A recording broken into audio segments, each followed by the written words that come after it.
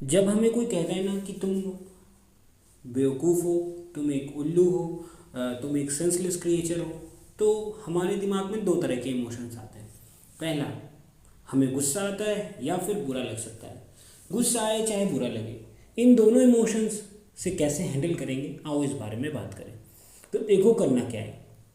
जब भी तुम्हें ये कोई कहता है ना कि तुम्हारे पास दिमाग नहीं है, तुम बेवकूफ़ हो, तो अगर हमें गुस्सा आती है तो हम उसे अगेंस्ट में कुछ ना कुछ कहते हैं कि भाई आप भी बेवकूफ़ हो या आपके पास भी दिमाग नहीं है।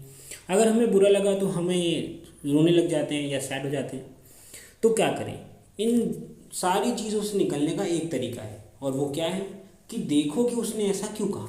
सबसे पहले उस टाइम पे तो रिएक्ट करने की ज़रूरत ही नहीं है। उस टाइम पे सिंपली स्माइल करो, और अगर पॉसिबल है तो उस सिचुएशन से एस्केप कर जाओ।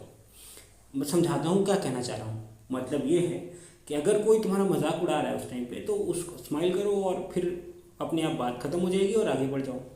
फिर जब बात ख़त्म हो गई है, तो अब तुम अपने घर पे हो, तो उसे इंट्रोस्पेक्ट करो, सोचो उस बारे में कि भाई उसने ऐसा क्यों कहा।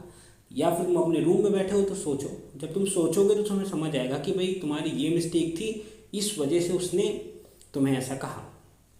ठीक है। अब अपने उस मिस्टेक को रिपीट मत करना, उस मिस्टेक को ठीक कर लेना।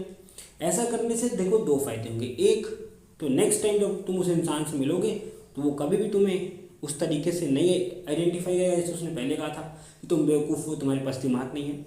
सेकंड, तुम खुद भी अडेप्ट करोगे और खुद भी अच्छे हो जाओगे। एट द एंड हमें खुद को ग्रो करने पे फोकस करना चाहिए, है ना। कोई अगर हमें नेगेटिव कुछ कहता है तो उसे सुनकर अगर हम वहीं पर रुक जाएंगे तो वो तो जीत जाएगा ना। हमें उसे जीतने नहीं देना है, हमें खुद को जिताना है, और खुद को जिताने के लिए अपने नेगेटिव चीज़ों को दूर करना होता है। ठीक है। तो आगे बढ़ो, वाहन कॉम की इंटेलिजेंस सीरीज के और भी वीडियोस को सुनो, क्योंकि ये सीरीज तुम्हें इमोशनली इंटेलिजेंट बनाती है। और आज हमें इमोशनल इंटेलिजेंस की काफ़ी ज़रूरत है, क्योंकि हम एआई में तो आगे बढ़ते जा रहे हैं पर इमोशनली कहीं पीछे छूटते जा रहे हैं।